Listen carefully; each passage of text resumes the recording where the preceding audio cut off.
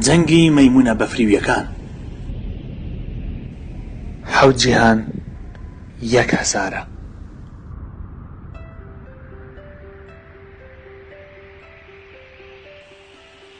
ئێستا لە قوڵایی زستاندا خواردن زۆر بە زەحمەت دەست دەکەوێت. سەرۆکی خێزانەکە پێشڕەویان دەکات بۆ لێواری هەرێمەکەیان لە گەڕان بە دوای شتێکدا بۆ خواردن. تاکە خواردن لێرە بەداخەوە ناتەندروستە. قەدی درەخت، قەوزەی سەربەرد و کەڕوو.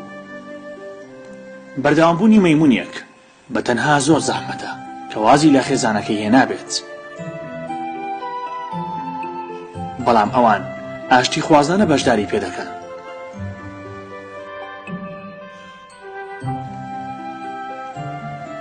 مانەوە پشت بە یەکگرتنی کۆمەڵە دەبەستێت.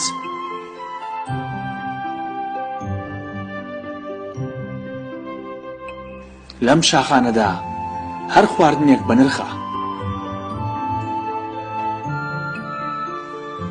کۆمەڵەی بربەرەکانی کار.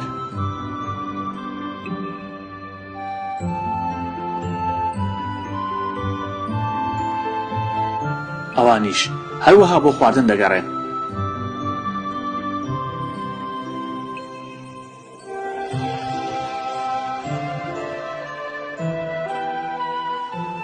دوو لە نێرەکان ڕوبەڕووی یەکتری دەبنەوە.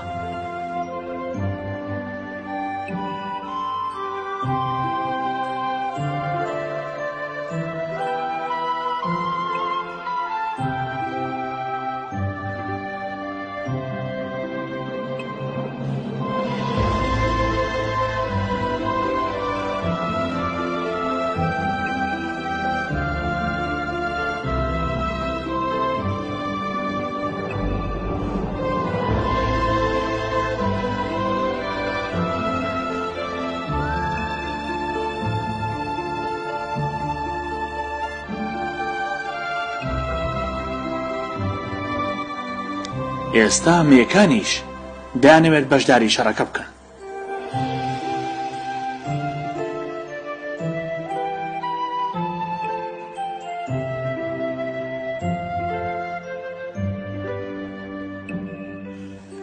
کە ژمارەی مێیەکان زیاد بوو، کۆمەڵەی داگیرکەرەکە پاشەکشە دەکەن. ڕابەرەکە کۆتا کەسە کە دەڕوات.